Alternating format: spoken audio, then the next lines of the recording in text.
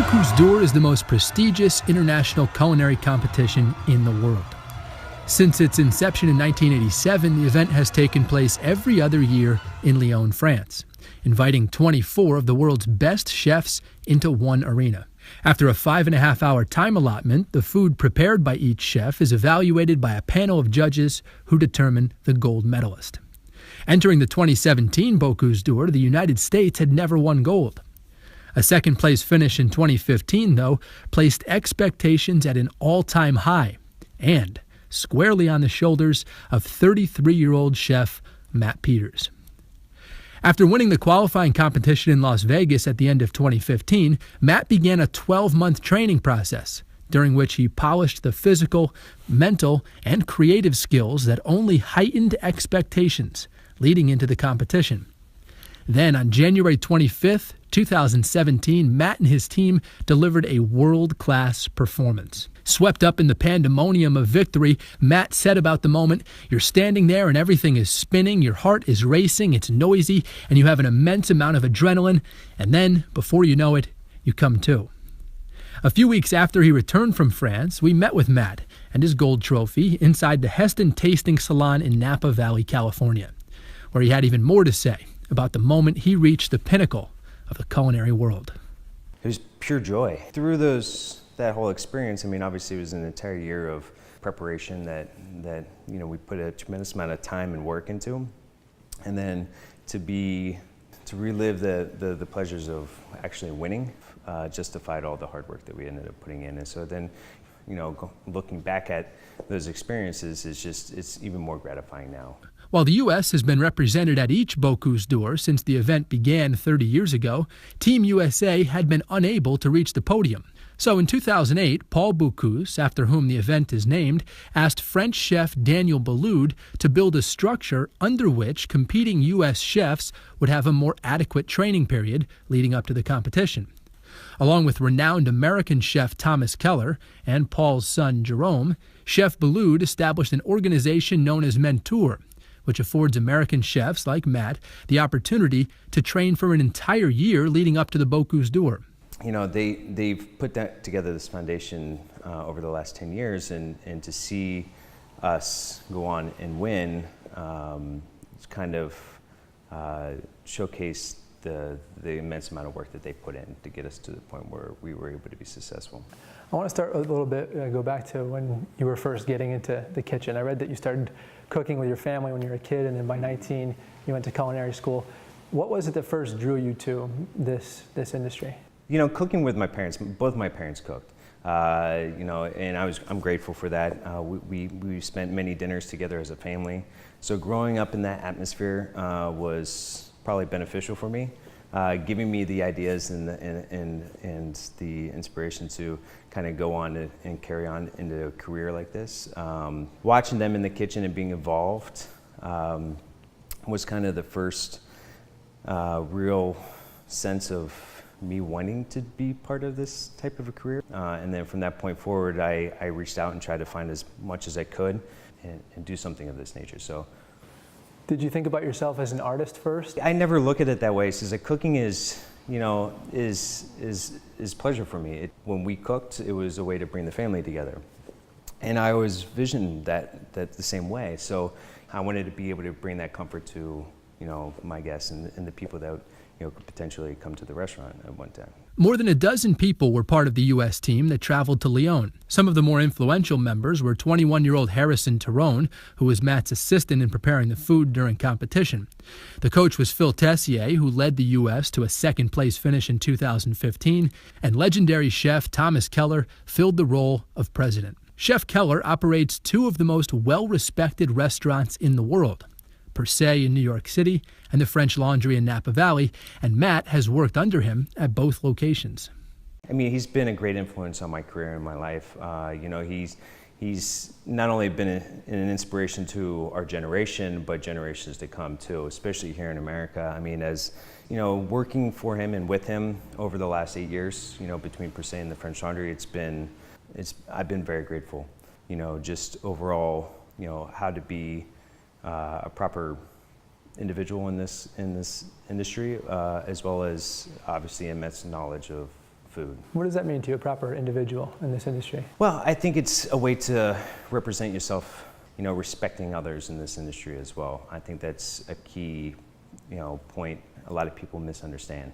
This is a very hard industry, and being able to respect each other throughout the process I think is important, as well as support. The amount of immense work that goes into this, whether it's opening up a restaurant or if it's already working in a pre-existing restaurant, I think it's very important that we create that community to support each other. Matt spent much of the 12-month training process working and preparing in a kitchen in a remote vineyard in Fairfield, a small town between San Francisco and Sacramento. Perhaps the most important element of the training process was designing the platter he'd cook at the competition. Matt found much of his artistic inspiration through collaborating with Martin Kastner, who's developed a highly respected brand called Crucial Details, which is devoted to discovering creative synergy between food and design. Create an idea or a vision, and then, have the conversation with Martin, and then he would then take it and kind of shape it into what we would imagine of something that we would want. So tell me a little bit more about the artistic process, the creativity that goes into it. You mentioned when you were younger, first getting into it, you were drawn to the creative process. Where does the inspiration come from? I have no idea. Do you have any inspirations in your career, people, or? I think inspiration comes from all around us. I think that's one of the hardest parts. And for me, being inspired, I need other people around me. I get inspired by other people's work. So, sometimes it's kind of hard because we were kind of stuck in the middle of nowhere, out in Fairfield, which was this vineyard, really with maybe you're half hour, 45 minutes away from, any kind of real development going on. So for us, when we were out there in the middle, there wasn't a lot of, soundboard to kind of talk off of or talk to anybody that was able to kind of bring some of that inspiration. So it was kind of nice bringing people out. And at that point, that's where the process really started. About 3 months before the event, the Bocuse d'Or notifies the chefs of the types of proteins they'll be required to cook with. The 2017 assignment asked chefs to combine chicken with a crustacean. Thanks to its abundance in Maine, the U.S. team chose to pair lobster with the Bresse chicken. Once the ingredients were set, Matt and his teammates developed a clearer vision. What you wanted to do is have a sense of, or a wow factor. So you knew if you're going to achieve that, you have to be different, right? You have to deliver something that has never been seen before, or else people aren't going to be wowed anymore. So that was always our goal from the beginning, through the food and the design of the platter, and to make sure that we kind of delivered that experience. Once the platter had been designed, practiced, and refined, Matt and the team arrived in France with the heightened expectations coming off the team's second-place finish 2 years prior. So after that year, there was a lot of attention. They knew we had all the people coming back from that 2015 year, so they're like, wow, this is something to look out for. So when we arrived in 2017, you could tell just by our box alone. We had every chef and every single person coming around our box to see what we were doing, what we were preparing. So that was exciting for us. There's a lot of respect, and I think, there's a lot of anticipation too. I think a lot of people were hoping that we would win to some degree. And then as well as they knew that we were coming out to finish the job. Is it more physically taxing or mentally taxing? I think it's a combination of both. You have the immense amount of strain, not only from just the time, but you also have your country and everybody else that's like hovering over top of you, making sure that you want to deliver at the end of the day. You don't want to let anybody down. You put this amount of work in, and everybody's looking to you to make sure that this is successful. This is not an easy industry to break into, like a lot of different forms of entertainment and arts. Mm-hmm. When did you get to the point where you felt like you'd established yourself in the industry and that you're on the right path? I don't know if you ever do. You're always chasing a path or a point where you're always trying to develop yourself even more. For me, I knew at a young age that this was something that I wanted to do. We wanted to be successful. But I also knew that I always wanted to run my own restaurant one day. There was definitely that thought process in the back of my mind. I didn't really have time to do any of that or research or development, while we were training. So, you have to kind of put that off the back burner until this is all kind of done, and then hope that you can kind of pick up the pieces after. And that's kind of where we're at right now. We're trying to develop, what the next move is and how we want to develop the food and what kind of idea of a restaurant that we want to put together. What do you think that the team's win, did for culinary arts in the U.S.? The culinary arts in America, I think everybody understands that, that we have great restaurants, we have great chefs. We've established that in the past. I think this competition just showcases the next generation can stand on a world stage, up there with the whole Nordic countries, as well as France, as well as different parts of Europe. It just solidifies all the hard work, and I think that our industry has put in over the last probably decade or so. What do you feel that you can do now that you have this publicity, you have this title as the winner of this competition? What can you do to help move it forward? Making sure that people are aware of the competition. I think it's still young in the minds of most Americans. Not a lot of Americans know who Paul Bocuse is. So it's really getting out the word of the next generation of chefs that will potentially be competing in this type of a competition one day. So, for us, it's making sure that people are aware of it, but also to kind of branch off and create, my own restaurant to kind of showcase, the technique and the style of food that was represented there on that day. Let's pretend I'm the chef who's going to represent the U.S. in 2019. What advice do you have for me? What are the skills that I'm going to need to rely on going into the competition? Patience. Patience is definitely a key to this competition.